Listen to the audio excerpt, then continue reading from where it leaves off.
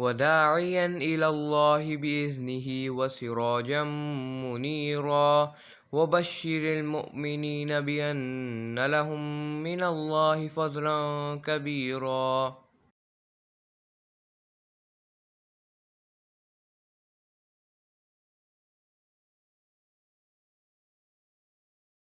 السلام علیکم ورحمۃ اللہ وبرکاتہ، نحمدہ ونصلی علی رسولہ الکریم، اما بعد فاعوذ باللہ من الشیطان الرجیم، بسم اللہ الرحمن الرحیم، رب اشرح لی صدری ویسر لی امری واحلل عقدۃ من لسانی یفقہوا قولی، رب زدنی علما، اللہم فقہنا فی الدین، اللہم انی اسألک ایمانا لا یرتد ونعیما لا ینفد ومرافقة محمد صلی اللہ علیہ وسلم فی اعلیٰ جنت الخلد، آمین یا رب العالمین۔ باب لن تنالوا البر حتی تنفقوا مما تحبون۔ اللہ سبحانہ و تعالیٰ کا یہ فرمان کہ تم اس وقت تک اصل نیکی حاصل نہ کر سکو گے جب تک وہ کچھ اللہ کی راہ میں خرچ نہ کرو جو تمہیں محبوب ہو۔ بر خیر کثیر کو کہتے ہیں، اعلیٰ درجے کی نیکی کو کہتے ہیں، اور جب انسان ان چیزوں میں سے خرچ کرتا ہے جو اسے پسند ہیں، جو اس کی ریڈنڈنٹ چیزیں نہیں ہیں، جو اس کے استعمال کی چیزیں ہیں، اس کے فائدے کی چیزیں ہیں اور اس کو پسند ہیں، اور وہ دیکھتا ہے کہ کسی اور کو بھی ضرورت ہے، تو وہ اپنے آپ پر دوسرے کو ترجیح دیتے ہوئے وہ چیز اس کو دے دیتا ہے، تو یہ بر کہلاتی ہے۔ سورہ الانسان میں ابرار کی جو صفات آئی ہیں ان میں سے ایک صفت کیا ہے؟ وَيُطْعِمُونَ الطَّعَامَ عَلَىٰ حُبِّهِ مِسْكِينًا وَيَتِيمًا وَأَسِيرًا، کہ وہ کھانا کھلاتے ہیں علی حبہ، علی حبہ کے دو معنی کیے جاتے ہیں، ایک یہ کہ اللہ کی محبت میں، اور دوسرے یہ کہ کھانے کی محبت کے باوجود، یعنی خود کو بھی ضرورت ہے لیکن وہ اٹھا کر مسکین، یتیم اور قیدی کو دے دیتے ہیں۔ اور وَمَا تُنْفِقُوا مِنْ شَيْءٍ فَإِنَّ اللَّهَ بِهِ عَلِيمٌ، اور جو کچھ بھی تم خرچ کرتے ہو، کوئی بھی چیز، من شیئن، کوئی بھی چیز، تو اللہ اس کو جاننے والا ہے۔ اب من شیئن میں قلیل، کثیر، محبوب، غیر محبوب، ساری چیزیں شامل ہیں، اور اللہ تعالیٰ ان کو جانتا ہے۔ اور یعنی اللہ تعالیٰ کے پاس جب تمہارا دیا ہوا انفاق فی سبیل اللہ پہنچے گا تمہاری حلال کمائی میں سے، تو اللہ تعالیٰ آدھے کھجور کے ٹکڑے کو بھی جانتا ہے کہ کہاں سے آیا، کس نے دیا، کن حالات میں دیا، کس نیت کے ساتھ دیا، تو اس کا ایک منیمم تو 10 ٹائمز وہ ملٹیپلائی کر دیتا ہے، اور پھر 700 ٹائمز اور اس سے بھی زیادہ جس کا چاہے وہ ملٹیپلائی کرتا رہے۔ اللہ تعالیٰ کے ہاں کوئی بھی چیز لاسٹ نہیں ہوگی، ثواب مل جائے گا۔ اب جب یہ آیت اتری تھی تو صحابہ کرام نے اس کا بہت اچھا اثر قبول کیا، جیسا کہ امام بخاری نے نیچے جو حدیث دی ہے اس سے ہمیں پتہ چلتا ہے۔ قال حدثنا اسماعیل قال حدثني مالک عن اسحاق بن عبد اللہ بن ابی طلحة انه سمع انس بن مالک رضی اللہ عنہ یقول، انس رضی اللہ عنہ سے روایت ہے، اور آپ یہ دیکھیے کہ انس بن مالک سے روایت کون کر رہے ہیں؟ مدینہ طیبہ میں ابو طلحہ انصاری کے بیٹے عبداللہ بن ابی طلحہ، یہ انس بن مالک کے ماں شریک بھائی ہیں، کیونکہ انس بن مالک کی والدہ ام سلیم نے شادی کی تھی ابو طلحہ انصاری سے۔ تو انس بن مالک سے عبداللہ روایت کرتے ہیں، وہ کہتے ہیں کہ انس بن مالک کہا کرتے تھے، کان ابو طلحہ اکثر انصاری بالمدینہ نخلا، ابو طلحہ انصاری جو ہیں مدینہ میں سب سے زیادہ کھجور کے باغات والے تھے۔ وکان احب اموالیہ الیہ بیرحاء، اور سب سے زیادہ جو ان کو محبوب تھا اپنے باغات میں سے، اپنی پراپرٹی جائیداد میں سے، وہ تھا بیرحاء کا باغ۔ وکانت مستقبلۃ المسجد، اور وہ تھا مسجد کے بالکل سامنے، مسجد نبوی کے۔ وکان رسول اللہ صلی اللہ علیہ وسلم، اور تھے رسول اللہ صلی اللہ علیہ وسلم، یدخلوہا، اس میں داخل ہوتے یعنی اس میں جایا کرتے تھے، ویشرب من ماء فیہا طیب، اور اس کا شیریں اور عمدہ پانی جو ہے اس کو نوش فرمایا کرتے تھے، پیا کرتے تھے۔ فلما انزلت، پھر جب نازل ہوئی یہ آیت لن تنالوا البر حتی تنفقوا مما تحبون، تو کیا ہوا؟ قام ابو طلحہ، کھڑے ہوئے ابو طلحہ، فقالا، تو کہا، یا رسول اللہ، اے رسول اللہ صلی اللہ علیہ وسلم، ان اللہ یقول، اللہ تعالیٰ فرماتے ہیں، لن تنالوا البر حتی تنفقوا مما تحبون، ہرگز تم نیکی کو نہیں پہنچ سکتے جب تک کہ تم اس میں سے خرچ نہ کرو جو تمہیں محبوب ہے۔ وَإِنَّ أَحَبَّ أَمْوَالِي إِلَيَّ بَيْرُحَاءُ، اور میرے مال میں سب سے زیادہ جو مجھے محبوب ہے وہ یہ بیرحاء کا باغ ہی ہے۔ وَإِنَّهَا صَدَقَةٌ لِلَّهِ، تو یہ آج سے صدقہ ہے اللہ کے راستے میں۔ ارجو برها وذخرها عند اللہ، میں اللہ کے ہاں اس کے ثواب کی امید رکھتا ہوں اور اس کے ذخیرہ ہونے کی امید رکھتا ہوں کہ یہ وہاں بڑھ چڑھ کر مجھے ملے گا۔ فدعھا یا رسول اللہ صلی اللہ علیہ وسلم، تو آپ اس کو رکھ دیں یا رسول اللہ صلی اللہ علیہ وسلم، آپ اس کو خرچ کر دیں، حیث اراک اللہ، جہاں بھی آپ مناسب خیال کریں، جہاں بھی اللہ تعالیٰ آپ کو یعنی سجھائے کہ آپ وہاں خرچ کر دیں۔ قال رسول اللہ صلی اللہ علیہ وسلم بخن ذالک مال رایح، ذالک مال رایح، تو رسول اللہ صلی اللہ علیہ وسلم نے فرمایا، بہت خوب، یہ مال و دولت تو فنا ہونے والا ہے اور زوال پذیر ہونے والا ہے، یعنی اس دنیا میں ہی اگر یہ رہے تو پھر تو یہ زوال پذیر ہی ہے نا، انسان اس کو کتنا عرصہ بھی استعمال کرے گا۔ اچھا، یہ جو ہے ذالک مال رابح بھی آیا ہے، جیسا کہ آگے امام بخاری بتا بھی رہے ہیں، تو یعنی رابح اگر ہوگا تو اس کا معنی ہوگا یہ مال تو بہت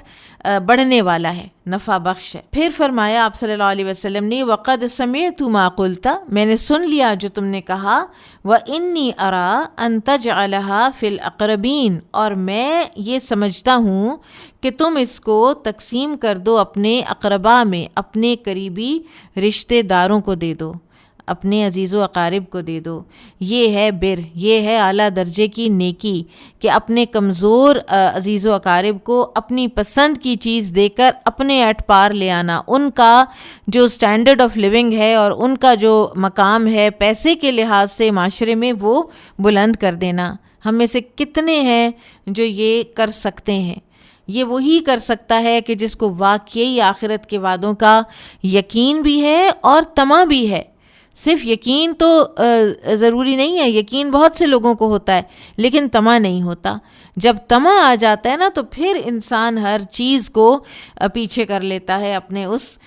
حصول کی خاطر جو اس کو جنت کا ایک شوق لگا ہوا ہے۔ قال ابو طلحہ، تو ابو طلحہ انصاری رضی اللہ عنہ نے عرض کی، افعلوا یا رسول اللہ، ڈن یا رسول اللہ، کر دیا میں نے ایسا یا رسول اللہ۔ آپ دیکھیں کوئی سوال نہیں، کچھ نہیں کہ یا رسول اللہ اب میں تو اس کو اللہ کے راستے میں دینا چاہتا ہوں، یہ وہاں پہ زیادہ ملٹی پلائی ہوگا، یہ لوگ تو بس اپنا خود ہی کھا پی لیں گے، ان کی نسلوں میں آگے یہ انہیریٹ ہو کے بٹ جائے گا۔ آپ دیکھیں کہ یہاں پر نا ہمیں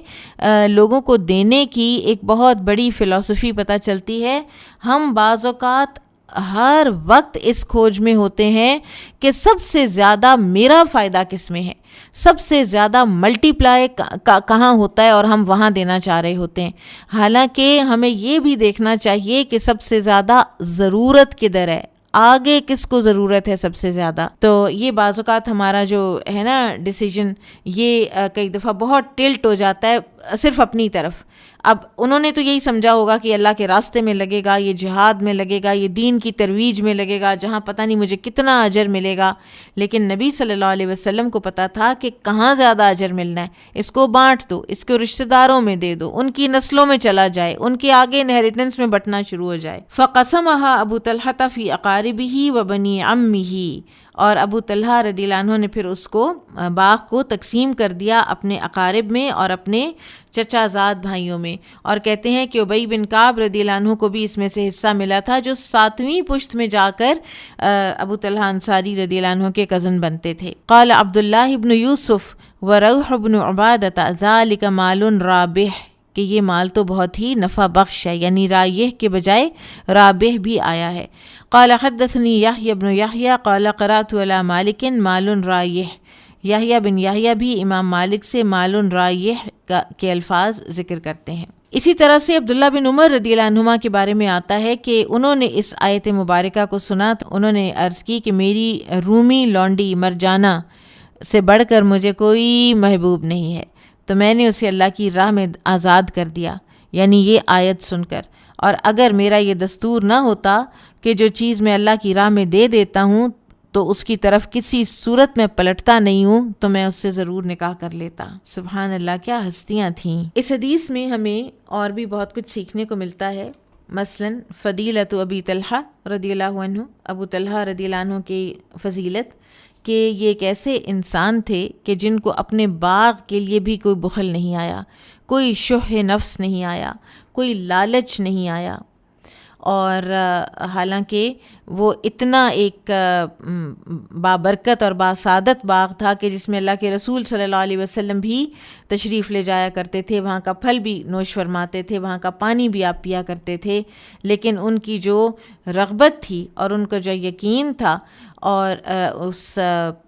جنت کے وعدوں پر اور قیامت کے دن کے ذخیرے پر، کہ انہوں نے وہ دے دیا۔ اور آپ سوچیں کہ اگر وہ نہ دیتے تو آج ان کی یہ سچی ناموری ہم ذکر نہ کر رہے ہوتے۔ نمبر 2، اس حدیث سے پتہ چلتا ہے کہ جو مال والے لوگ ہیں جب وہ اپنا مال خیر میں خرچ کرتے ہیں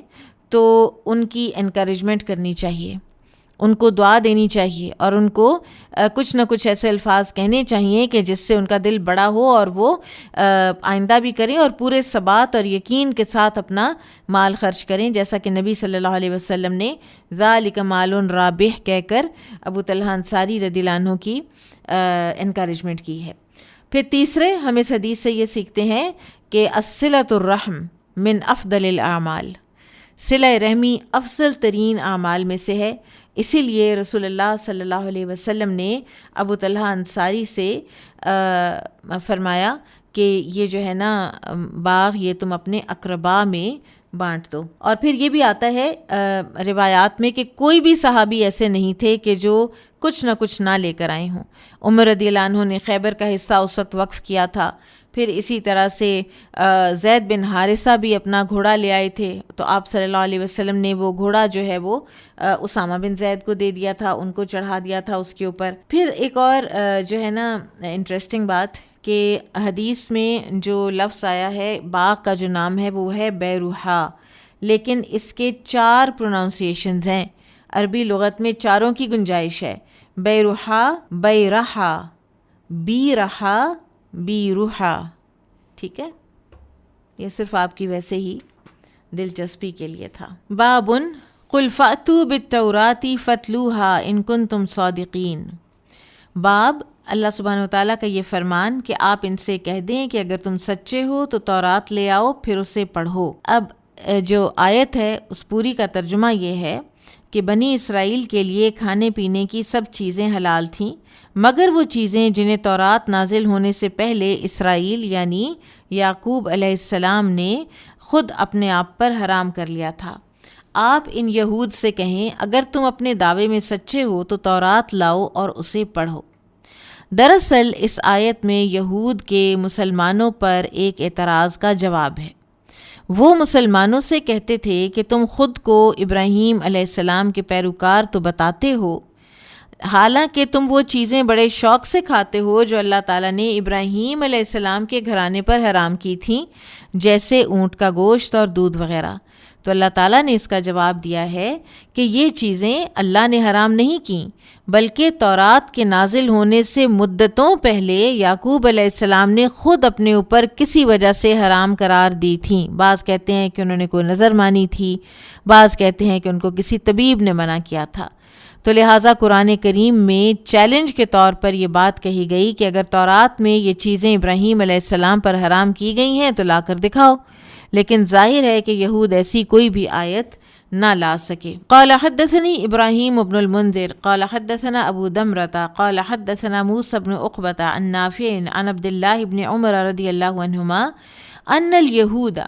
عبداللہ بن عمر رضی اللہ عنہما سے روایت ہے کہ یہود جاؤوا الی النبی صلی اللہ علیہ وسلم،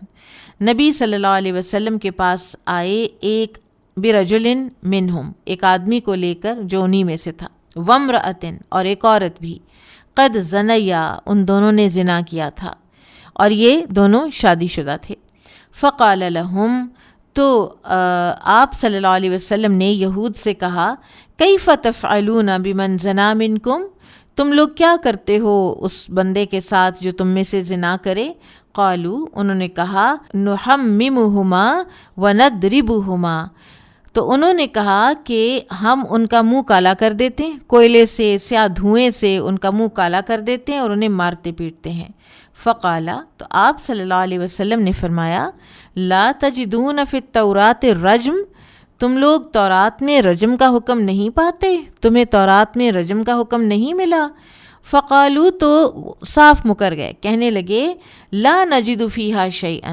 ہمیں تو اس میں ایسا کوئی حکم نہیں ملا۔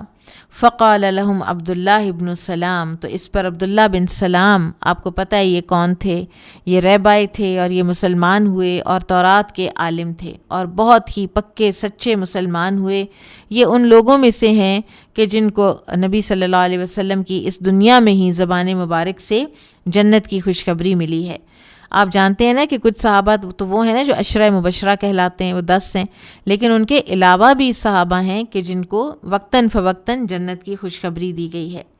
تو انہوں نے کہا، کذبتم، جھوٹ بول رہے ہو تم، فاتوا بالتوراۃ، لے آؤ تورات، فتلوہا ان کنتم صادقین، اور پڑھو اس کو، تلاوت کرو اس کی اگر تم ہو سچے۔ فوضع مدراسها، تو تورات لائی گئی اور پڑھی ان کے سب سے بڑے پڑھانے والے نے، مدراس مدرس نے، الذی یدرسها منہم، وہ جو ان میں تورات پڑھایا کرتا تھا، کفہ علی آیت الرجم، اس نے ہاتھ رکھ دیا آیت رجم پر، فطفق یقرأ ما دون یدہ وما وراءہا، اور پھر اس سے پہلے اور اس کے بعد والی آیت پڑھنے لگا، ولا یقرأ آیت الرجم، اور آیت رجم نہیں پڑھتا تھا۔ آپ ان لوگوں کی جرت دیکھیے۔ فنزع یدہ عن آیت الرجم فقال ما هذه، عبداللہ بن سلام رضی اللہ عنہ نے آیت رجم سے اس کا ہاتھ کھینچا اور فرمایا، یہ کیا ہے؟ فلما رأوا ذلك قالوا ہی آیت الرجم، جب یہودیوں نے دیکھا تو کہنے لگے کہ ہاں یہ تو واقعی آیت رجم ہی تو ہے۔ فأمر بہما فرجما قریبا من حیث موضع الجنائز عند المسجد، پھر آپ صلی اللہ علیہ وسلم نے دونوں کے متعلق حکم جاری فرمایا اور انہیں قریب ہی مسجد کے پاس جہاں جنازے رکھے جاتے تھے رجم کر دیا گیا۔ قال، عبداللہ بن عمر کہتے ہیں، فرأیت، تو میں نے دیکھا، صاحبہا، وہ جو مرد تھا نا، اس عورت کا جو آشنا تھا، یجنأ علیہا، وہ جھکتا تھا اس کے اوپر، یقیہ الحجارہ، تاکہ اس کو پتھروں سے بچائے۔ سبحان اللہ، یہ جو محبت ہے نا، یہ بھی کوئی اور ہی جذبہ ہے۔ حلال ہو حرام ہو، بعض اوقات انسان سے کچھ ایسے کام محیر العقول کروا جاتی ہے کہ انسان یعنی اس کو عام طور پر فائدہ ہی نہیں کر سکتا، سوچ ہی نہیں سکتا۔ بہرحال حرام محبت اس سے جسٹیفائی بہرحال نہیں ہوتی۔ اب شرعی احکام کو چھپانا اور ان کو باطل کرنا یہود کی ایک صفت تھی، اور ان کے ہاں جو رجم کا واقعہ تھا اس میں اب ان کو مسئلہ یہ پڑا کہ ان کے شرفاء میں زناکاری عام ہو گئی۔ تو ان کا ایک جو آدمی تھا اس نے بتایا کہ ہم نے جب دیکھا کہ شرفاء بہت زنا کرنے لگے ہیں تو ہم نے کہا کہ ہم اب کیسے ان کو سب کو رجم کریں، اور پھر ہم نے یہ بھی مناسب خیال نہ کیا کہ صاحب حیثیت کو چھوڑیں اور غریب پر حد جاری کریں، تو لہٰذا ہم نے حد کو ہی ترک کر دیا۔ تو پھر رسول اللہ صلی اللہ علیہ وسلم نے حکم دیا تو ان کو رجم کیا گیا، ان دونوں کو. اور پھر آپ صلی اللہ علیہ وسلم نے فرمایا کہ اے اللہ، میں وہ پہلا شخص ہوں جو تیری کتاب کے اس حکم کو زندہ کر رہا ہوں جسے انہوں نے مردہ کر چھوڑا تھا. اور پھر ایک اور روایت میں آتا ہے کہ جب انہوں نے سمجھا نا کہ کیا کریں ان زانیوں کا، تو آپس میں جب مشورہ کیا تو کہا کہ آؤ ہم کسی ایسی بات پر متفق ہو جائیں جو ہم صاحب حیثیت اور کمزور سب پر نافذ کر سکیں. اور کیا کرتے تھے کہ گدھے پر سوار کرتے تھے تو ایک کا منہ گدھے کی طرف کرتے تھے اور دوسرے کا منہ جو ہے گدھے کی بیک کی طرف، یعنی ان دونوں کی بیکس آپس میں مل رہی ہوتی تھیں، اور کہتے تھے دیکھو ہم نے کتنی دوری کرا دی ہے ان کی آپس میں. یہ ایک طرح کی معنوی تحریف تھی اللہ کے حکم میں جو انہوں نے کی. تو لہٰذا یہ صرف لفظی تحریف نہیں کرتے تھے، یہ معنوی تحریف بھی کرتے تھے. اس حدیث میں ہمیں اور بھی بہت سی باتیں پتہ چلتی ہیں. نمبر 1 یہ کہ تورات میں بھی آیات تھیں اور ان کو آیت ہی کہا جاتا تھا. جیسے یہاں پر آتا ہے نا فَوَضَعَ كَفَّهُ عَلَىٰ آیَةِ الرَّجْمِ، تو اس نے اپنا ہاتھ ہتھیلی جو ہے وہ آیت رجم پر رکھ دی. پھر ادھر ایک اور جو ہمیں بات پتہ چلتی ہے وہ یہ ہے کہ نبی صلی اللہ علیہ وسلم نے فیصلہ دیا اور آپ صلی اللہ علیہ وسلم نے صحابہ سے کہا کہ ان کو رجم کر دیا جائے. تو یہاں پر اقامت حدود میں امام یا حاکم کسی کو وکیل بنا سکتا ہے کہ تم میرے بہاف پر یہ کام کرو، ٹھیک ہے، جیسا کہ نبی صلی اللہ علیہ وسلم نے صحابہ سے کہا. کچھ سال پہلے جب میں نے عمرہ کیا تو وہ ہمیں زیارات کے لیے جب انہوں نے کرائیں، الہدا کی طرف سے جو عمرہ گروپ تھا اس کے ساتھ کیا تھا، تو وہ خاصی ڈیٹیلڈ زیارات تھیں جو انہوں نے کروائی تھیں.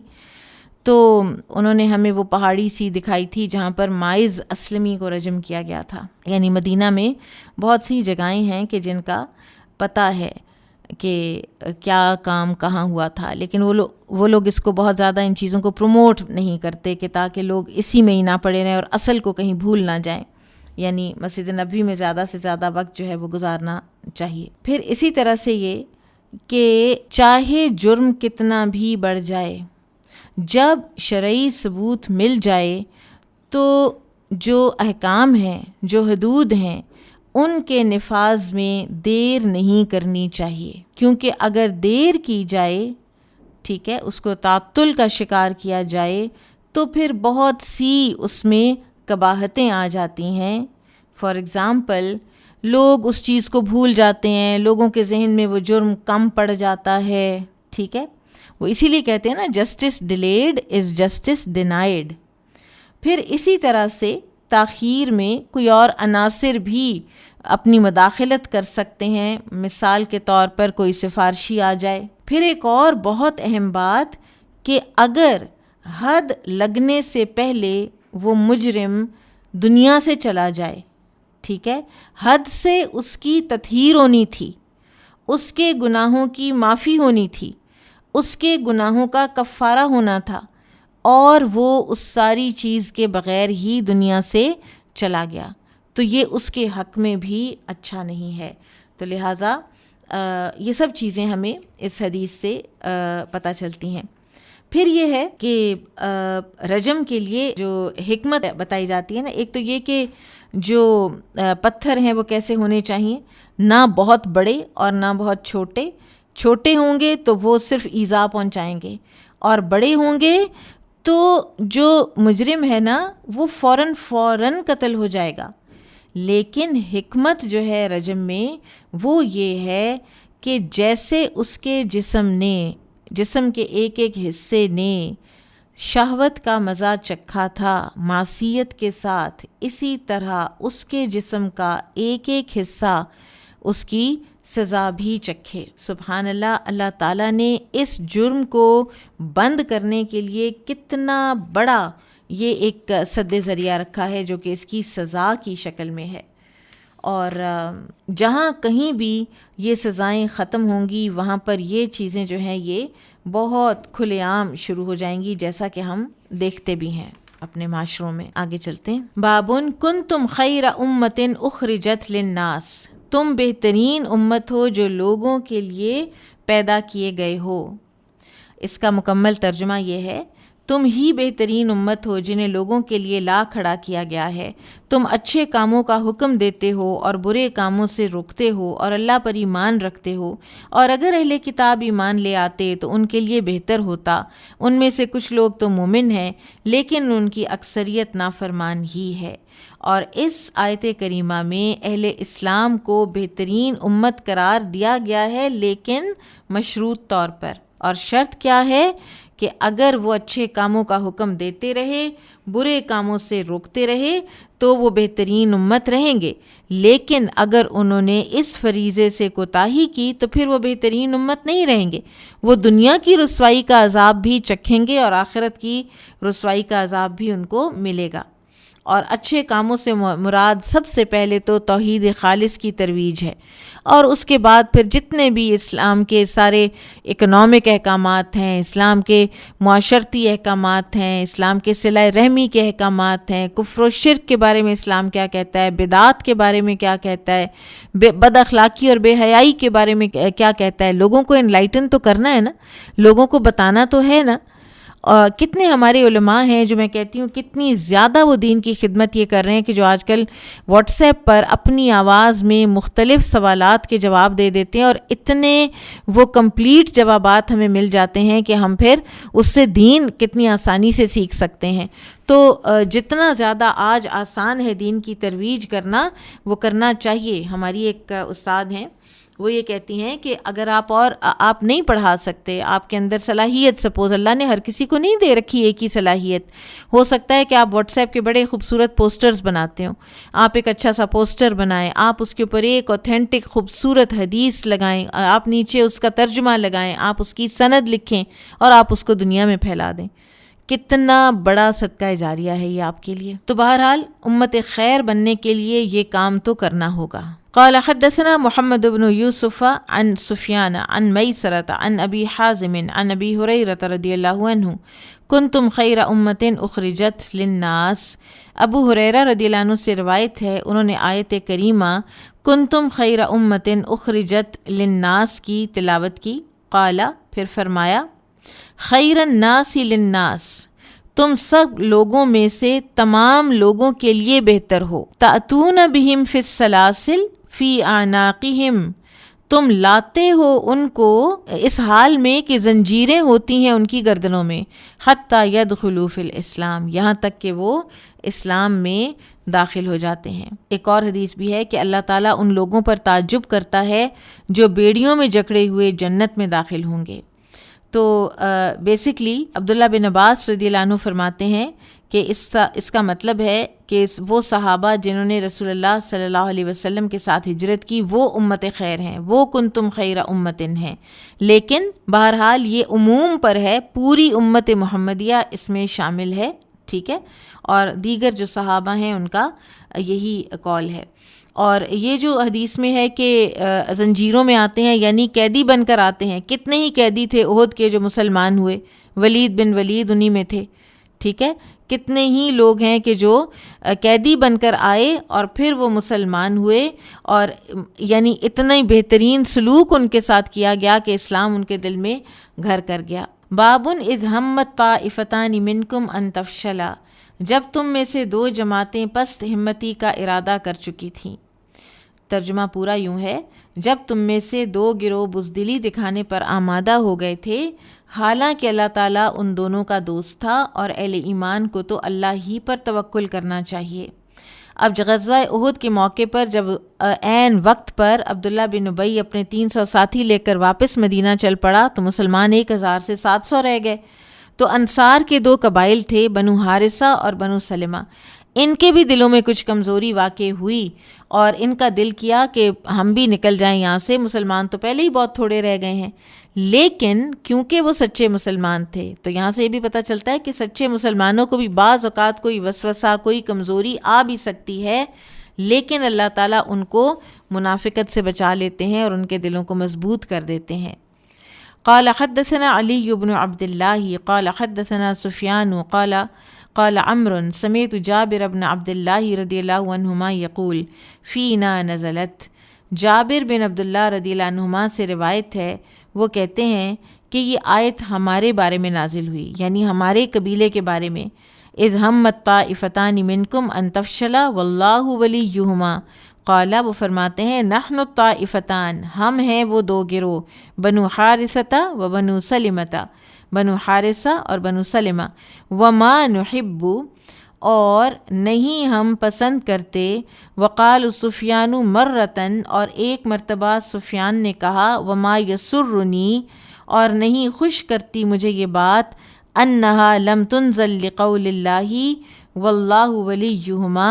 کہ آیت یہ نہ نازل ہوتی کیونکہ اس میں اللہ تعالیٰ نے فرمایا ہے اللہ تعالیٰ ان دونوں کا سرپرست ہے، ان دونوں گروہوں کا سرپرست ہے۔ یعنی جابر بن عبداللہ کہتے ہیں کہ اگر یہ آیت نہ نازل ہوتی تو مجھے کبھی خوشی نہ ہوتی، یعنی میں بہت خوش ہوں اس بات پر کہ یہ آیت نازل ہوئی کہ اللہ تعالیٰ نے ہماری کمزوری کے بعد ہمارے دل کو مضبوط باندھا اور پھر فرمایا واللہ ولیہما۔ وہ اس بات میں آنرڈ فیل کر رہے تھے کہ اللہ تعالیٰ ہمارا دوست، ہمارا مددگار، ہمارا سرپرست ہے، تو یہ ان کی ایک فضیلت بھی تھی۔ اب یہاں پر یہ جو اذ ہمت طائفتانی ہے، اس سے ہمیں ایک بڑی اہم بات پتہ چلتی ہے کہ اللہ تبارک و تعالی جانتے ہیں انسان کے ہر ایک راز کو۔ اس کے دل میں کوئی خیال آتا ہے، ابھی اذ ہمت ان کے دل میں خیال آیا تھا تو اللہ سبحانہ و تعالیٰ جان جاتے ہیں، اللہ تعالیٰ کو پتہ چل جاتا ہے۔ اور اسی طرح سے اس آیت سے ہمیں اللہ تعالیٰ کے جو ولایت ہے، واللہ ولیہما، کہ کچھ لوگوں کے لیے اللہ تعالیٰ کی ولایت ہوتی ہے اور وہ ولایت خاصہ ہوتی ہے، کیونکہ ولایت عامہ تو اللہ تعالیٰ کی ہر کسی کے ساتھ ہے، کافر کے ساتھ بھی ہے، اللہ تعالیٰ اس کی مدد بھی کر دیتے ہیں، ٹھیک ہے، اس کی زندگی موت، اس کا کھانا پینا سب کچھ اس کے ساتھ ہے اللہ تعالیٰ، لیکن جو ولایت خاصہ ہے وہ ہے اللہ تعالیٰ کی مدد اور اللہ تعالیٰ کی تائید اور اللہ تعالیٰ کی عنایات، یہ خالص مومن کے لیے ہوتی ہے۔ اور اسی آیت کے آخر میں اللہ سبحانہ تعالیٰ فرماتے ہیں وَعَلَى اللَّهِ فَلْيَتَوَكَّلِ الْمُؤْمِنُونَ، کہ اللہ ہی پر توکل کرنا چاہیے اہل ایمان کو۔ تو اس سے توکل کے وجوب کا پتہ چلتا ہے کہ وہ صرف اور صرف اللہ وحدہ پر ہونا چاہیے، کسی بھی انسان پر توکل نہیں ہونا چاہیے۔ باب لیس لک من الامر شیء، ارشاد باری تعالیٰ اے پیغمبر آپ صلی اللہ علیہ وسلم کے اختیار میں کچھ نہیں۔ یہاں پر جو پوری آیت ہے اس کا ترجمہ اس طرح سے ہے کہ اے نبی آپ صلی اللہ علیہ وسلم کا اس معاملے میں کوئی اختیار نہیں، اللہ چاہے تو ان پر مہربانی فرمائے یا چاہے تو انہیں سزا دے، بلا شبہ وہ ظالم تو ہیں ہی۔ قال حدثنا حبان بن موسى قال أخبرنا عبد الله قال أخبرنا معمر عن الزهري قال حدثني سالم عن أبيه أنه سمع رسول الله صلى الله عليه وسلم إذا رفع رأسه من الركوع في ركعة الآخرة من الفجر۔ عبداللہ بن عمر سے روایت ہے، انہوں نے رسول اللہ صلی اللہ علیہ وسلم سے سنا کہ آپ جب نماز فجر کی دوسری رکعت سے سر اٹھاتے تو دعا فرماتے اللہم لعن فلانا وفلانا وفلانا بعدما یقول سمع اللہ لمن حمدہ ربنا ولک الحمد، کہ آپ فرماتے اے اللہ فلاں فلاں اور فلاں پر لعنت فرما، اور یہ الفاظ آپ سمع اللہ لمن حمدہ ربنا ولک الحمد کہنے کے بعد کہا کرتے تھے۔ فانزل اللہ، تو اللہ تعالیٰ نے کیا نازل فرما دیا، لیس لک من الامر شیء الی قولہ فانہم ظالمون، کہ اے نبی آپ کے اختیار میں کچھ نہیں، یعنی اللہ تعالیٰ چاہے تو ان کی توبہ ہی قبول کر لے، انہیں ہدایت کی طرف توفیق ہی دے دے، اور چاہے تو انہیں عذاب دے دے، بلا شبہ وہ ظالم ہے۔ اب بات یہ ہے کہ آپ دیکھیں کہ احد کے اندر کتنے لوگ تھے جو بعد میں تقریباً سارے مسلمان ہو گئے، خالد بن ولید، عمرو بن العاص، ابو سفیان بذات خود، کیسے اللہ تعالیٰ نے ان سب کو ہدایت دی ہے، سہیل بن عمرو، اور مزید بھی بہت سے لوگ۔ تو لہٰذا اب دیکھیے کہ احد میں جب رسول اللہ صلی اللہ علیہ وسلم کے دندان مبارک شہید ہوئے، سر مبارک، گال مبارک، گھٹنے آپ کے اوپر رگڑ آئی ہوئی تھی، اور پھر آپ صلی اللہ علیہ وسلم نے کچھ جو مشرکین ہیں نا ان کے نام لے کر بد دعا کی تھی، اور آپ دیکھیے کہ ان میں کون کون تھا، صفوان بن امیہ، ابو سفیان اور حارث بن ہشام۔ اور یہ سب کے سب جو ہیں یہ لیٹر آن مسلمان ہو گئے۔ اللہ کو غیب کا علم پتہ ہے، اللہ کے رسول صلی اللہ علیہ وسلم کو غیب کا علم نہیں ہے۔ آپ صلی اللہ علیہ وسلم ظاہر پر دیکھ کر کہ یہ کتنے نقصان دہ ثابت ہوئے ہیں اسلام کے لیے اور مسلمانوں کے لیے اس وقت، تو آپ نے یہ دعا فرمائی تھی، لیکن اللہ سبحانہ وتعالیٰ نے منع فرما دیا تھا۔ اس میں نا آپ اس چیز کو ضرور اپنے اوپر ہم سب رکھ کے دیکھیں، ہم کتنے کوئکلی دوسرے لوگوں کو جج کرتے ہیں، کتنا کوئکلی ہم لوگوں کے اوپر فتویٰ جو ہے نا وہ صادر کرتے ہیں، اور لوگوں کو ہم نیگیٹو لائٹ میں دیکھنے کے ہم بہت شوقین ہوتے ہیں، بجائے اس کے کہ لوگوں کے اندر سے پازیٹیوٹی دیکھیں۔ اور اسکول کے سیناریو میں جب میں دیکھتی ہوں نا کہ 8ویں 9ویں 10ویں 11ویں جماعت کی چھوٹی چھوٹی وہ کلیاں معصوم بچیاں، اور ان پر جب ہم کہتے ہیں کہ یہ ڈھیٹ ہیں، یا ان کو تو یہ بھی نہیں پتہ، یا ان کو وہ نہیں پتہ، یہ ٹھیک نہیں ہوتی، یعنی آپ دیکھیے کہ ابھی ان کی زندگی میں کیا کیا مراحل آنے ہیں۔ جو کچھ آپ اس وقت ان بچیوں کے لیے کر رہے ہیں ایز ٹیچر، وہ ضرور فائدہ مند ہوگا، ہو ہی نہیں سکتا کہ اللہ کا کلام ان کے اوپر اثر نہ کرے، اور جلد یا بدیر ضرور کرے گا۔ اور ابھی آلریڈی میں سنتی ہوں اس طرح کی باتیں کہ جو بچے ذرا تھے جن کو شکایات تھیں، اسکول کے ڈسپلن سے شکایت تھی، کوئی اے لیول میں نہیں آیا، بچے گرامر میں چلے گئے، لڑکے خاص طور پر، اور بہت سے ایسے ہیں کہ جو واپس آتے ہیں اب جب ان کو 3-4 سال گزر گئے ہیں تو وہ کہتے ہیں کہ یہی ٹھیک تھا، ہمارے اوپر جس چیز نے، جس ڈسپلن نے، قرآن نے، حدیث نے جو تب اثر کیا وہ ہمیں آج بھی فائدہ دے رہا ہے، حالانکہ اس وقت چاہے وہ اس کو ریزینٹ بھی کریں کہ ہمیں کیوں پڑھایا جا رہا ہے۔ لہٰذا بچوں کو ہمیں تو بالکل جج نہیں کرنا چاہیے، کیونکہ اگر آپ ایسا کریں گے تو آپ ان کے لیے بہت سے دروازے جو ہیں نا وہ کلوز کر دیتے ہیں۔ پھر اس حدیث میں ہمیں یہ پتہ چلتا ہے، یہ نا ان کو حدیث کے فوائد کہتے ہیں، جہاں ہم حدیث سے لیسنز ڈرا کرتے ہیں نا تو اس کو کہتے ہیں فوائد الحدیث۔ تو سب سے پہلے کہ کسی انسان کا نام لے کر، کسی معین انسان کو نام لے کر لعنت کرنا جو ہے وہ جائز نہیں ہے، ٹھیک ہے۔ یہ ہے کہ جن پر لعنت والے افعال ہیں، لعنت والے افعال پر آپ لعنت کر سکتے ہیں، لیکن معین انسان کے لیے لفظ کہ فلاں شخص کے اوپر لعنت، اور یہ بھی ہماری تو زبانوں کے اوپر بہت ہی چڑھی ہوئی ہوتی ہے یہ بات۔ جی، اس حدیث سے ہمیں یہی پتہ چلا۔ اور ویسے یہ ہے کہ آپ عمومی طور پر کافروں پر لعنت کر سکتے ہیں، ٹھیک ہے، اللہم لعن الکفرہ، اللہ تعالیٰ کافروں پر لعنت کر، تو ایک عمومی طور پہ آپ کر سکتے ہیں، بائی نیم کسی کا بھی نام لے کر نہیں کرنی چاہیے، پتہ نہیں کب اللہ تعالیٰ کس کو ہدایت دے دے۔ قال حدثنا موسى بن اسماعیل قال حدثنا ابراہیم بن سعد قال حدثنا ابن شہاب عن سعید بن المسیب وابی سلمة بن عبد الرحمن عن ابی ہریرہ رضی اللہ عنہ ان رسول اللہ صلی اللہ علیہ وسلم کان اذا اراد، ابو ہریرہ رضی اللہ عنہ سے روایت ہے کہ جب رسول اللہ صلی اللہ علیہ وسلم جب ارادہ فرماتے ان یدعو علی احد،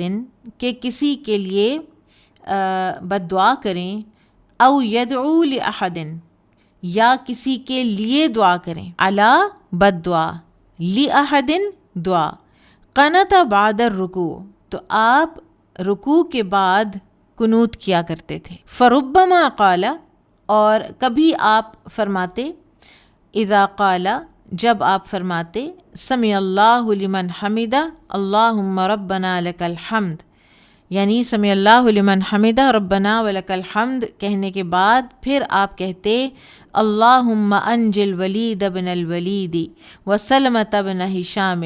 وعیاش بن ابی ربیعہ، ان تین کے خاص طور پر نام لے کر آپ فرماتے اے اللہ ولید بن ولید، سلمہ بن ہشام اور عیاش بن ابی ربیعہ کو نجات دے۔ میں آپ سے یہ کہوں گی کہ آپ سب سیرہ کا یہ پورشن پڑھیں اور دیکھیں کہ یہ تینوں کس طرح مسلمان ہو کے اور کس طرح مکہ میں کفار کے چنگل میں دوبارہ پہنچ گئے تھے، کیا ہوا تھا ان کے ساتھ، پھر کس طرح یہ واپس آئے، یہ آپ کا ہوم ورک ہے، ٹھیک ہے، آپ پڑھیے گا اس کو۔ اللہم اشدد وطأتک علی مدر، اے اللہ مدر پر اپنی گرفت سخت کر دے، وجعلہا سنین کسنی یوسف، اور انہیں ایسی قحط سالی سے دوچار کر دے جیسی زمانہ یوسف علیہ السلام میں آئی تھی، یجہر بذالک، آپ یہ بد دعا بلند آواز میں کیا کرتے، وکان یقول فی بعد صلاتہ فی صلاۃ الفجر، اور نماز فجر کی بعض رکعتوں میں آپ اس طرح بد دعا کیا کرتے تھے، اللہم لعن فلانا و فلانا، اے اللہ فلاں اور فلاں پر لعنت کر، لأحیاء من العربی، یعنی آپ عرب کے چند قبائل کا نام لیا کرتے تھے، حتیٰ انزل اللہ، یہاں تک کہ اللہ تعالیٰ نے نازل کی یہ آیت، لیس لک من الامر شیء، آپ کے لیے یہ نہیں ہے جائز، آپ کا یہ معاملہ نہیں ہے کہ آپ بائی نیم کسی کی لعنت کریں، ٹھیک ہے۔ اور اس طرح کے مختلف واقعات کتب احادیث میں اور سیرت کی کتابوں میں ہیں کہ جس میں مسلمان جو ہیں وہ اپریس ہو رہے تھے، اور یہ سب واقعات جو ہیں یہ اس آیت کا شان نزول بھی ہو سکتے ہیں۔ ہمیں کچھ پتہ نہیں اللہ تعالیٰ کس وقت کسی کو ہدایت کا احسان کر دے اس کے اوپر، تو لہٰذا لوگوں کو جج نہیں کرنا چاہیے۔ باب قولہ تعالی والرسول یدعوکم فی اخراکم، اللہ سبحانہ و تعالیٰ کا یہ فرمان، اور رسول تمہارے پیچھے سے تمہیں پکار رہا تھا۔ یہ کب ہوا تھا؟ جب مسلمانوں کے قدم اکھڑے تھے۔ وَهُوَ تَأْنِیثُ آخِرکم، اور اخراکم آخرکم کی تانیث ہے، امام بخاری آپ کو بتا رہے ہیں مذکر مؤنث۔ وقال ابن عباس، اور ابن عباس فرماتے ہیں احدی الحسنیین، احدی الحسنیین سے مراد فتح یا شہادت ہے، یعنی دو میں سے ایک نیکی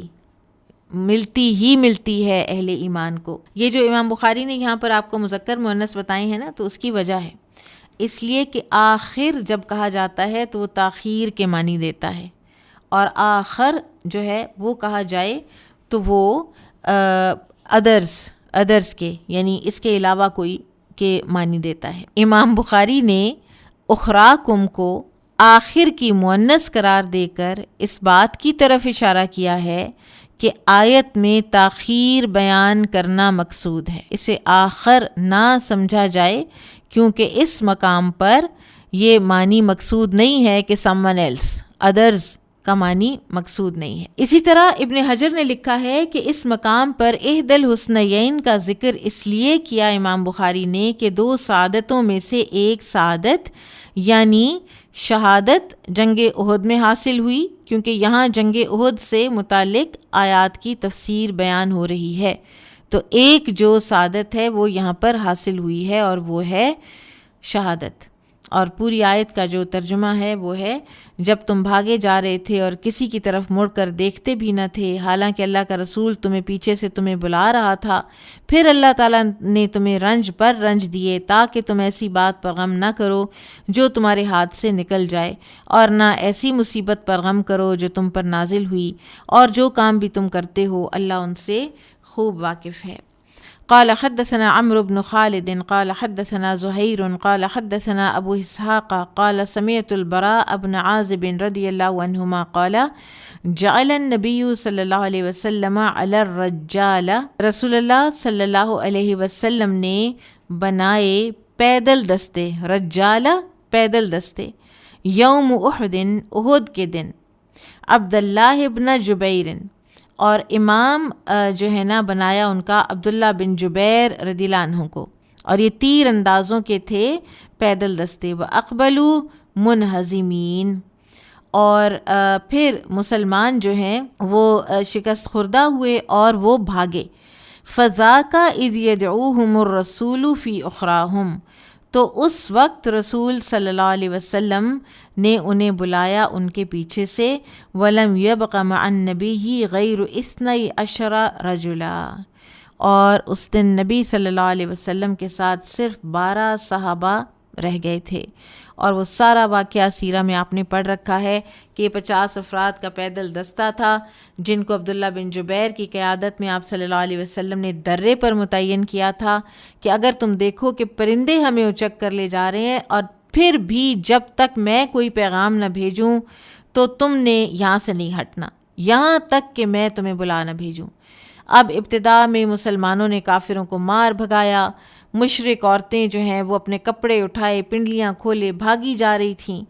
تو عبداللہ بن جبیر کا جو دستہ ہے اس میں تھوڑا اختلاف ہو گیا. زیادہ تر جو صحابہ ہیں انہوں نے یہی سمجھا کہ وہ سارے احکامات تو شکست کی صورت کے تھے، فتح میں تو اب ہمیں یہاں رکنے کی کوئی تک ہی نہیں رہ گئی.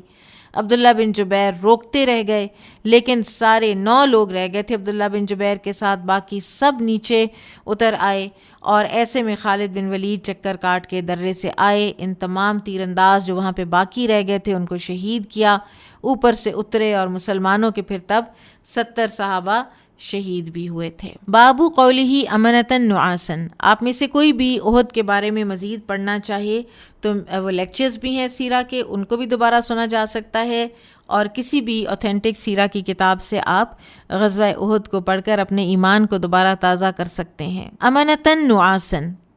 اللہ سبحانہ وتعالیٰ کا یہ فرمان کہ اونگ کی شکل میں طمانیت نازل کی، اطمینان نازل کیا. اور جو آیت ہے وہ اس طرح سے ہے کہ پھر اس غم کے بعد اللہ تعالیٰ نے تم میں سے کچھ لوگوں پر اطمینان بخش اونگ طاری کر دی، اور کچھ ایسے تھے جنہیں صرف اپنی جانوں کی فکر پڑی ہوئی تھی،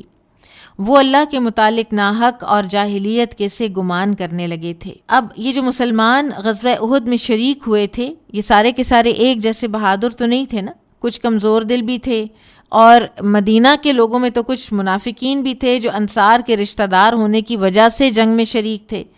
تو ان کے متعلق ایک حدیث کے الفاظ یہ بھی آئے ہیں کہ یہ دوسرا گروہ منافقین کا تھا جنہیں اپنی باتوں کے علاوہ اور کسی بات کی فکر ہی نہ تھی.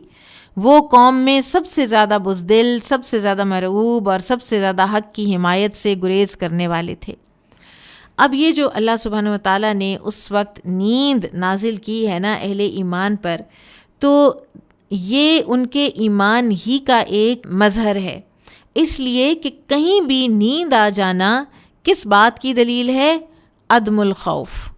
کہ اسے انسان کو کوئی خوف ہے ہی نہیں. آپ کسی سے اگر مرعوب ہوں، آپ کو کوئی انگزائٹی ہو، تو آپ سو سکتے ہی نہیں ہیں. تو اسی لیے کہتے ہیں ان النوم فی الجہاد محمود، کہ جو نوم ہے نا وہ اگر میدان جنگ میں آ جائے، نیند اگر میدان جنگ میں آ جائے تو یہ تو محمود ہے، اچھی بات ہے. اور دوسری بات کو ذرا غور سے سنیے، آنکھیں کھول کے سنیے اس لیے کہ یہ ٹائم بھی سونے کا ہے اور ہم آمنے سامنے بھی نہیں ہیں، اور انسان کے نفس پر نیند طاری بھی ہوتی ہے. فی طلب العلم و فی الصلاۃ غیر محمود،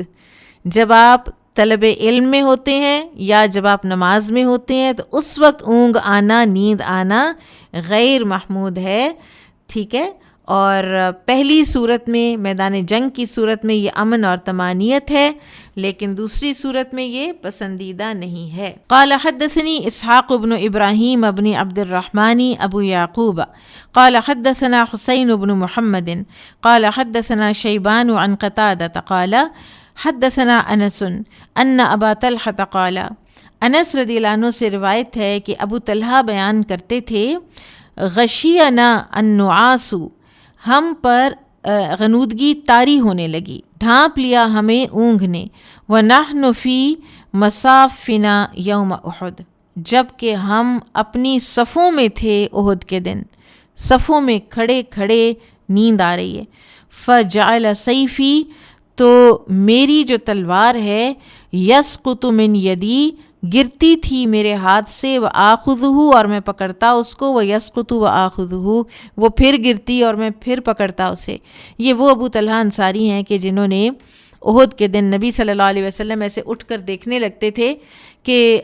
کون کہاں پہ ہے، کیا کر رہا ہے، کہاں سے تیر آ رہے ہیں، کدھر کو آ رہے ہیں. اور ابو طلحہ انصاری نے ان سے کہا تھا کہ یا رسول اللہ صلی اللہ علیہ وسلم آپ نیچے رہیے نا، آپ کی ہی تو ان کو تلاش ہے، میرا سینہ ہے نا، میں ہوں نا. اپنے ہاتھوں پر، اپنے سینے پر تیر انہوں نے روکے تھے. بہرحال یہ ایمان کا تقاضا تھا کہ جو اللہ تعالیٰ نے اس وقت ان پر نیند طاری کی ہے اہل ایمان پر. باب قولہ تعالی الذین استجابوا للہ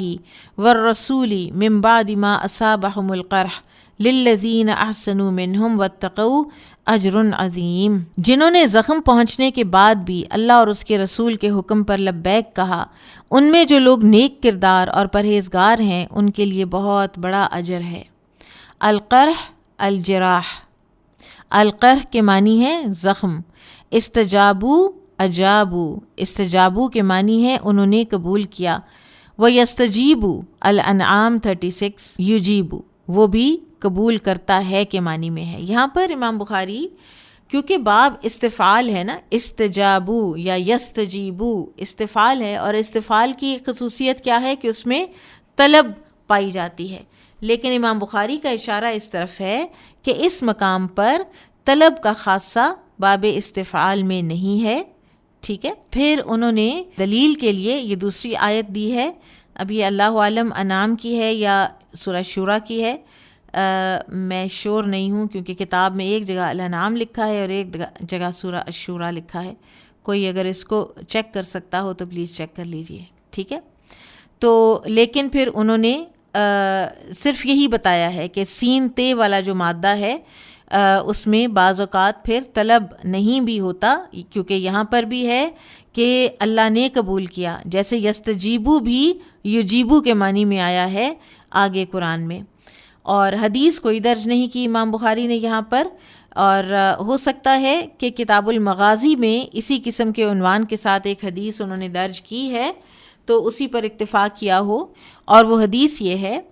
کہ عائشہ رضی اللہ عنہ نے اس آیت کی تلاوت کر کے اپنے بھانجے عروہ سے فرمایا، اے میرے بھانجے، تیرے والد زبیر، تیرے نانا ابو بکر رضی اللہ عنہما انہی لوگوں میں سے تھے. جب احد کے دن رسول اللہ صلی اللہ علیہ وسلم کو صدمہ پہنچا تھا،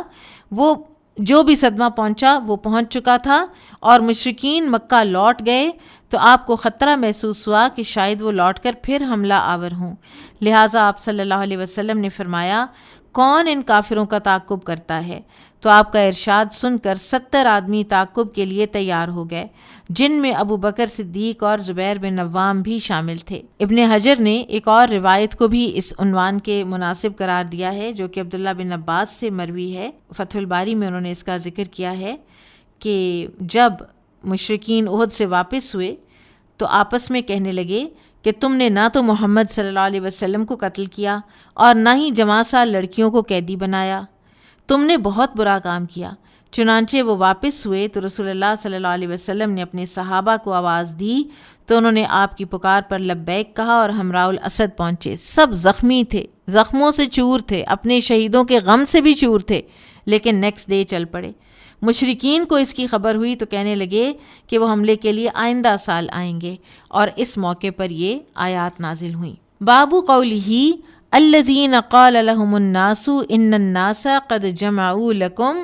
فاخشوہم. اللہ سبحانہ وتعالیٰ کا یہ فرمان کہ وہ لوگ کہ جب لوگوں نے ان سے کہا کہ دشمن نے تمہارے مقابلے میں ایک بہت بڑا لشکر تیار کر رکھا ہے لہٰذا ان سے ڈرو. انہوں نے آگے سے کیا کہا؟ انہوں نے کہا حسبنا اللہ و نعم الوکیل،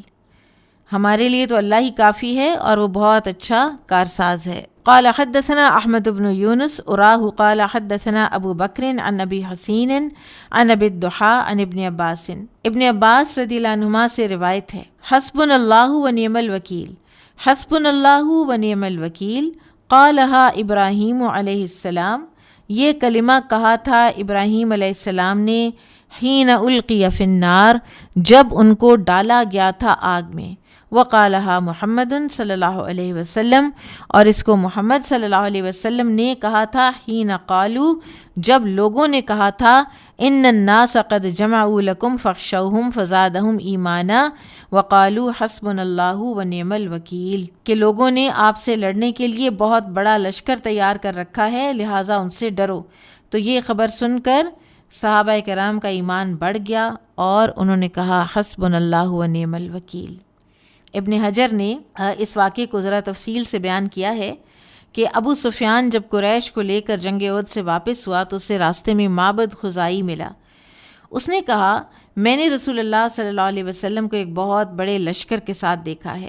جو لوگ جنگ احد سے پیچھے رہ جانے کی بنا پر شرمندہ تھے وہ بھی آپ کے ساتھ جمع ہو چکے ہیں. اس بات نے ابو سفیان اور اس کے ساتھیوں کو حملہ کرنے کے لیے پلٹنے پر مجبور کر دیا.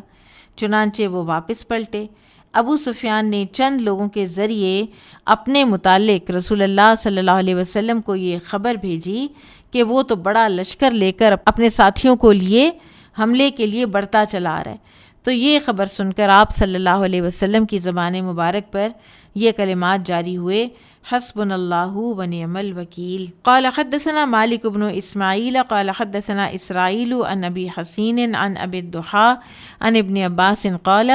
كان آخر قول ابراہیم حین القی فی النار حسبی اللہ ونعم الوکیل۔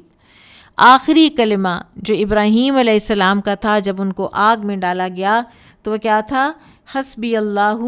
ونعم الوکیل، میرے لیے اللہ ہی کافی ہے اور وہ بہترین کارساز ہے۔ اور اب دیکھیں کہ جب آپ اللہ تعالیٰ پر توکل کرتے ہیں نا تو آپ کا ایمان مصائب دیکھ کر اور بڑھ جاتا ہے۔ سبحان اللہ، اللہ تعالیٰ ہمیں بھی یہ کیفیت دے دے کہ مصائب دیکھ کر ایمان بڑھے، جیسا کہ سورۃ الاحزاب میں آیت نمبر 22 میں اللہ تعالیٰ غزوہ خندق کے تبصرے میں فرماتے ہیں وَلَمَّا رَأَى الْمُؤْمِنُونَ الْأَحْزَابَ قَالُوا هَذَا مَا وَعَدَنَا اللَّهُ وَرَسُولُهُ وَصَدَقَ اللَّهُ وَرَسُولُهُ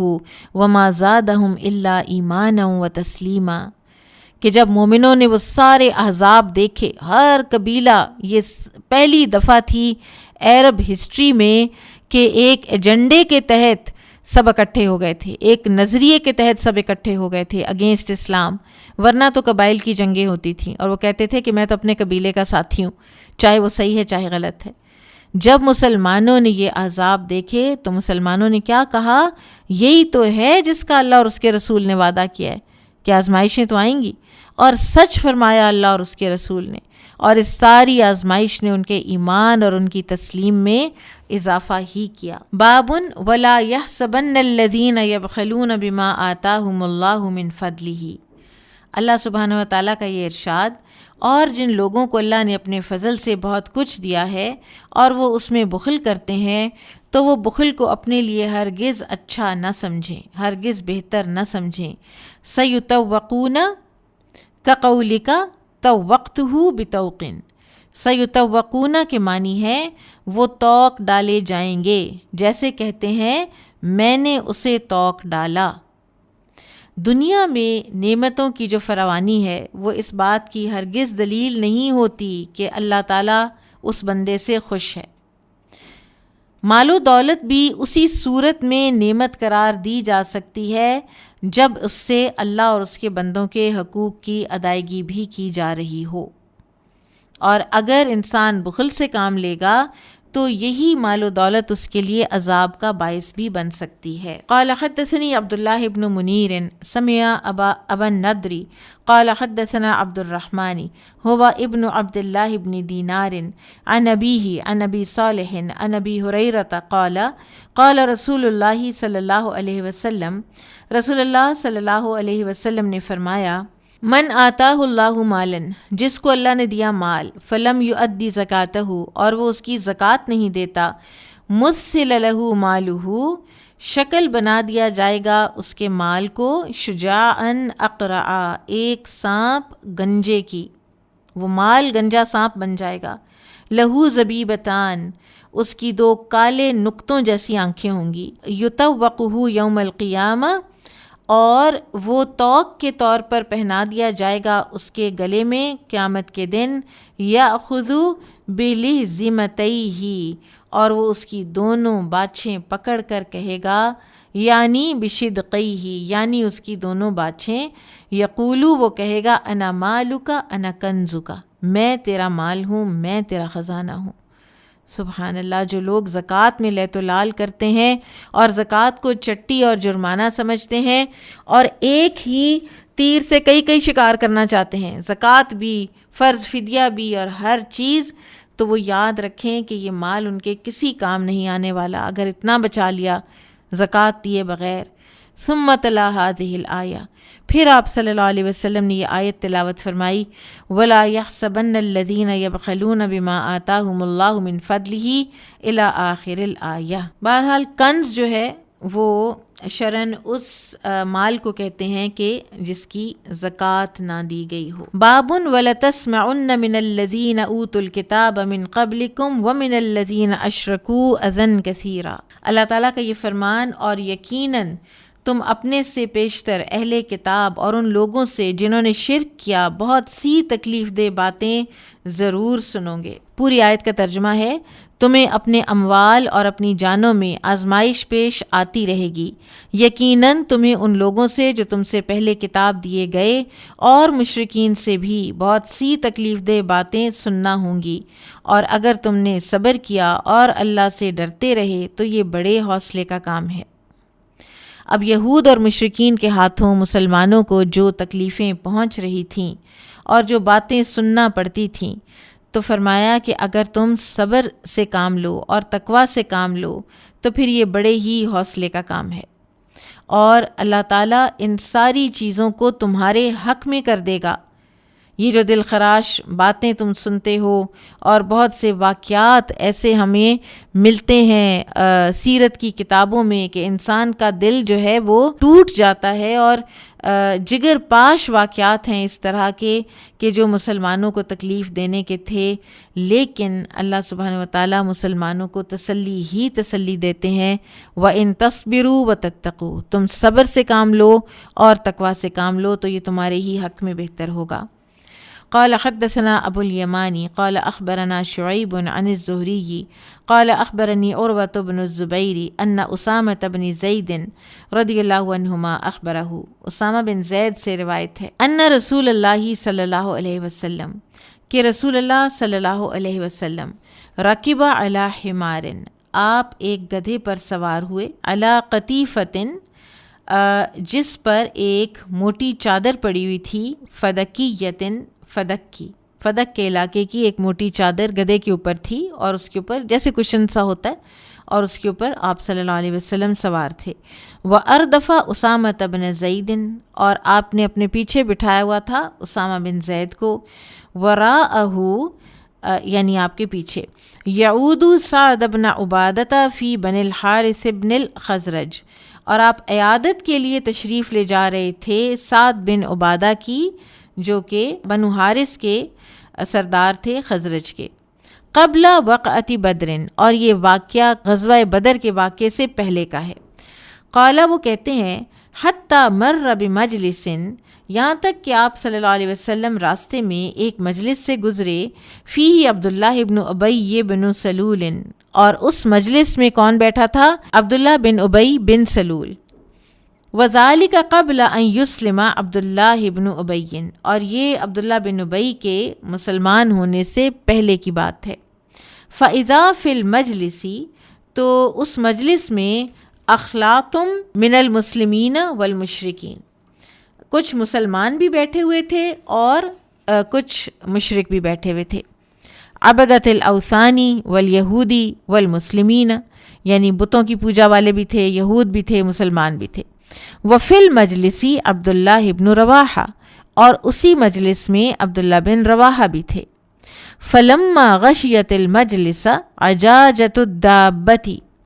جب وہ جو مجلس ہے نا اس کے پاس سے نبی صلی اللہ علیہ وسلم گزرے تو گدھے کا جو غبار تھا نا وہ ان لوگوں پر پڑا۔ خمر عبداللہ بن ابی انفہ بردائہ،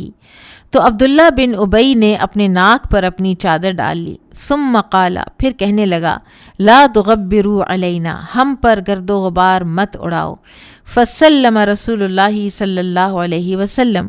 تو رسول اللہ صلی اللہ علیہ وسلم نے انہیں سلام کیا اور ٹھہر گئے۔ ثم وقف، پھر ٹھہر گئے۔ فنزل، پھر اپنی سواری سے اترے۔ فدعاہم الی اللہ، انہیں اللہ کی طرف بلایا۔ وقرأ علیہم القرآن، اور ان کو قرآن پڑھ کے سنایا۔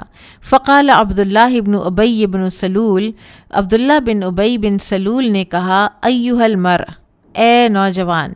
انہ لا احسن مما تقول، آپ کی باتیں بہت اچھی ہیں۔ ان کان حقا فلا تؤذنا بہ فی مجالسنا، اگر آپ کی باتیں سچی ہیں تو بڑی اچھی ہیں، لیکن جو کچھ بھی آپ کہتے ہیں نا ہماری مجالس میں آپ ہمیں آ کے تکلیف نہ دیں۔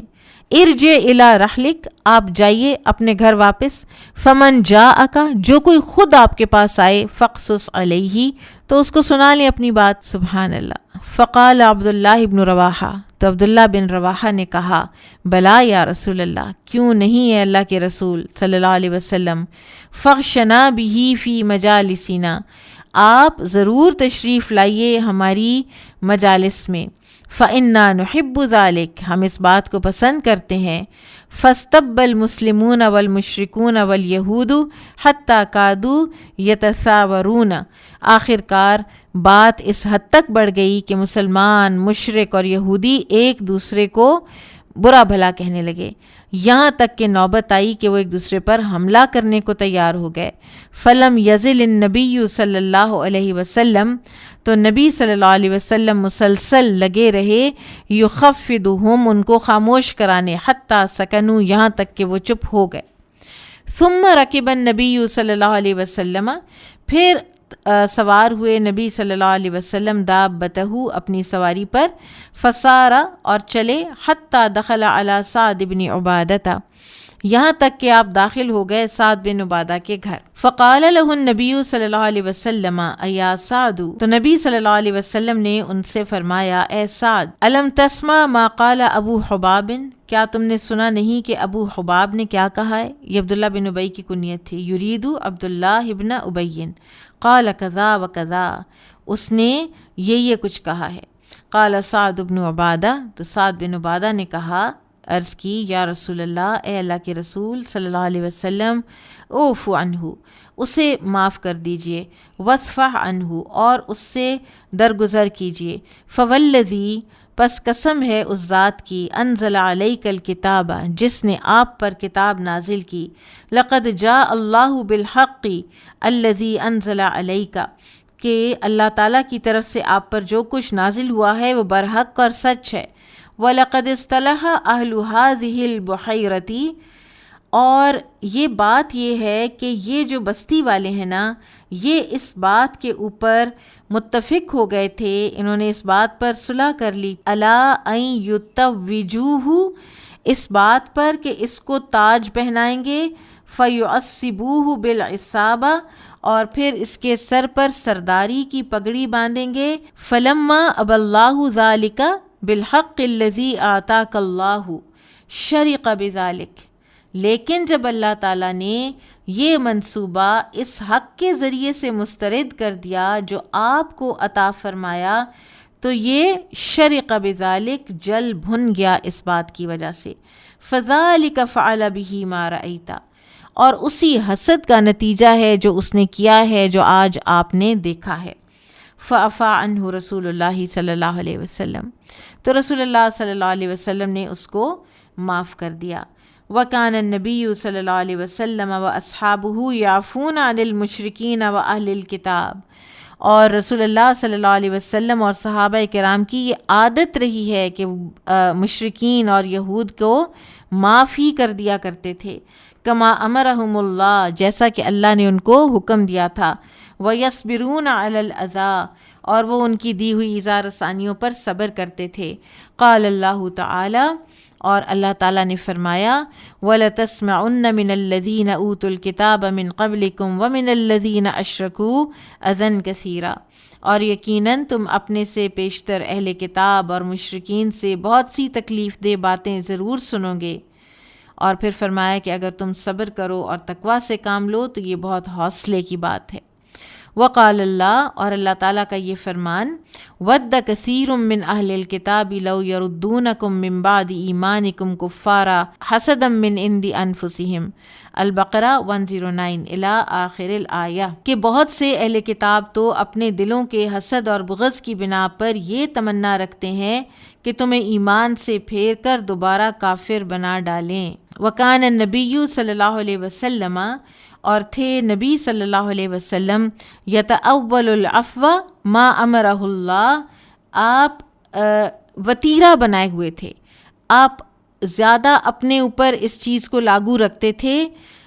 کہ آپ معاف کریں، حتی اذن اللہ فیہم، یہاں تک کہ اللہ تعالیٰ نے اہل کفر کے بارے میں جہاد کی اجازت دے دی۔ فلما غزا رسول اللہ صلی اللہ علیہ وسلم بدرن، جب رسول اللہ صلی اللہ علیہ وسلم نے غزوہ بدر لڑا، فقتل اللہ بھی صنادید کفار قریش، تو قتل کر دیا اللہ نے غزوہ بدر میں کفار قریش کے صنادید، بڑے بڑے سردار سورما. قال ابن ابی بن سلول ومن معه من المشرکین وعبدۃ الاوثان، تو اس وقت کہا عبداللہ بن ابی بن سلول اور اس کے مشرک اور بت پرست ساتھیوں نے، ھذا امر قد توجہ، یعنی یہ جو معاملہ ہے اسلام کا یہ تو اب توجہ طلب ہو گیا ہے، یہ تو غالب ہو چکا ہے. فبایعوا الرسول صلی اللہ علیہ وسلم علی الاسلام فاسلموا، تو انہوں نے رسول اللہ صلی اللہ علیہ وسلم کی بیعت کر لی اور مسلمان ہو گئے. اور یہ اوپر سے عبداللہ بن ابی مسلمان ہوا اور اس کے کچھ ساتھی بھی اوپر سے مسلمان ہوئے، اندر سے یہ ہمیشہ پکا کافر ہی رہا. اور ابن حجر نے یہود کی اظہار ثانیوں کے بھی بہت سے واقعات لکھے ہیں. مثلاً کعب بن اشرف یہودی جو مسلمانوں کی خواتین کے بارے میں بھی گھٹیا شاعری کرتا تھا، اور پھر اسی کو نبی صلی اللہ علیہ وسلم نے as a statesman order دے کر اس کو ایگزیکیوٹ کرایا تھا، اور محمد بن مسلمہ اور ان کے ساتھیوں نے اس کو ایگزیکیوٹ کیا تھا. اب یہ جو یہاں پر آیت ہے نا، وَإِن تَصْبِرُوا وَتَتَّقُوا فَإِنَّ ذَلِكَ مِنْ عَزْمِ الْأُمُورِ، اگر ہمارے پاس ایمان ہونا تو اللہ کی قسم ہمیں کوئی پرواہ نہیں ہوگی ان لوگوں کی، نہ ان کی تلواروں کی، نہ ان کے اقوال کی، نہ ان کے دھوکوں کی. لیکن ہوا کیا ہے کہ ہمارے اوپر جہالت غالب آ چکی ہے. ہم بعض اوقات اللہ کی کتاب پڑھتے ہیں اور ہم کہتے ہیں اچھا سبحان اللہ، یہ کتاب میں لکھا ہے، یہ قرآن میں لکھا ہے. آپ یوتھ کو پڑھا کر دیکھیں، ایک جنرل کسی یونیورسٹی میں چلے جائیں جہاں پر وہ کچھ پڑھ رہے ہیں، وہ اکنامکس پڑھ رہے ہیں، وہ بزنس پڑھ رہے ہیں، وہ الیکٹریکل انجینئرنگ پڑھ رہے ہیں، جو پڑھ رہے ہیں، آپ ان کو قرآن پڑھائیں، حیرت انگیز ان کے ایکسپریشنز ہوتے ہیں، آنکھیں ان کی پھٹی ہوئی ہوتی ہیں کہ اچھا یہ ہے قرآن میں. انہیں کچھ پتہ نہیں ہے. ہماری جہالت اتنی بڑھ چکی ہے، اور ہم قرآن پڑھتے ہیں تو علی سبیل التبرک، بس تبرک کے لیے، برکت حاصل کرنے کے لیے، اور اس کو اپنا منہج بنانے کے لیے ہم کبھی پڑھتے ہی نہیں. اور یہ ہمارے وقت کی ایک بہت بڑی آفت ہے کہ ہم اس قرآن کو عمل کے لیے اور منہج بنانے کے لیے نہیں پڑھتے، اور ہم اس کی دی ہوئی خبریں، وعدے، وعید، احکام، کسی چیز کے بارے میں ہم غور و فکر نہیں کرتے اور علم حاصل کرنے کی کوشش نہیں کرتے. ورنہ آپ دیکھیے کتنا بڑا یہ ہمیں ایک اصول دے دیا گیا ہے، وَإِن تَصْبِرُوا وَتَتَّقُوا فَإِنَّ ذَلِكَ مِنْ عَزْمِ الْأُمُورِ. لوگوں کی گھٹیا اور ایثار ثانی والی باتوں کے جواب دینے کی ضرورت نہیں ہے، یہ عزم الامور میں سے. آپ فیس بک پہ دیکھیے، ایک بندہ اپنا اوپینین لگاتا ہے کسی کے بارے میں، اور نیچے کیا کیا بری لینگویج ہوتی ہے، کیا کیا بحث چل رہی ہوتی ہے، آرگیومنٹس ہو رہی ہوتی ہیں. کیا فائدہ، کیا فائدہ. صبر کیجئے اور صبر اور حوصلے سے اچھے وقت کا انتظار کیجئے. یہ ہمارے لیے بہت بڑا سبق ہے اس آیت میں. پھر اس حدیث میں ہمیں بہت سی باتیں سیکھنے کو ملتی ہیں. ایک تو رسول اللہ صلی اللہ علیہ وسلم کی ہیوملٹی، کہ آپ گدھے پر سوار تھے، آپ گھوڑے پہ بھی ہو سکتے تھے، آپ اونٹ پہ بھی ہو سکتے تھے، ٹھیک ہے. اور ہر نبی نے گدھے کی سواری کی ہے. جس طرح آپ کو پتہ ہے ہر نبی نے بکریاں چرائی ہیں، ہر نبی نے گدھے کی سواری بھی کی ہے. اللہ تعالیٰ ہمبل رکھتے ہیں اپنے انبیاء کرام کو.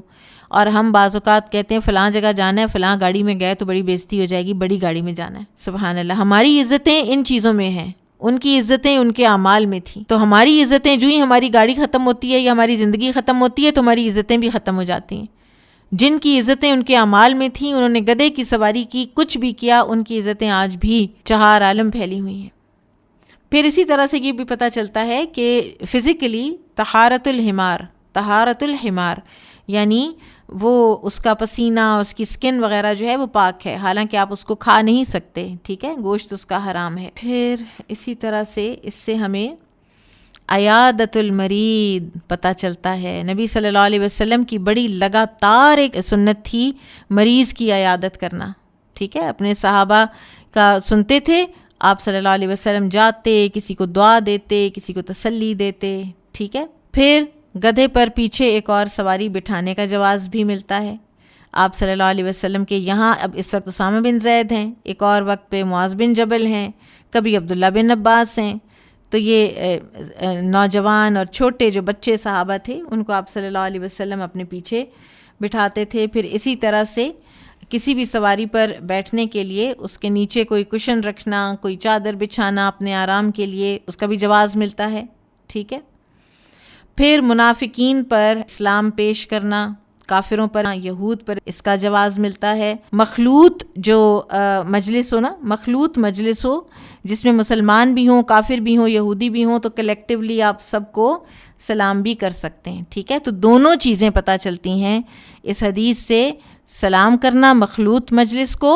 اور اسلام پیش کرنا ایسے جگہ پر کہ جہاں پہ یہ سب لوگ بیٹھے ہوئے ہوں. ٹھیک ہے.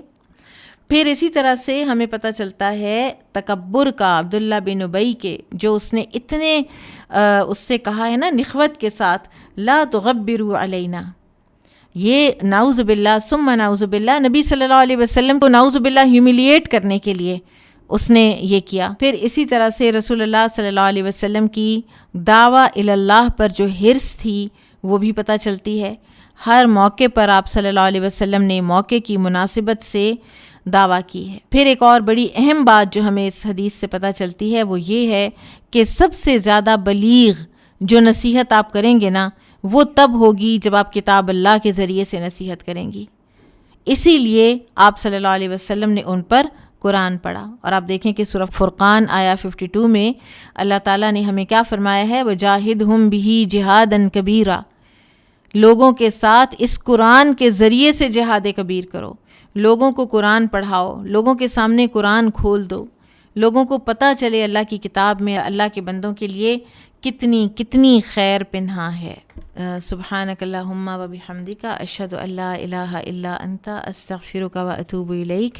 السلام علیکم و رحمۃ اللہ وبرکاتہ.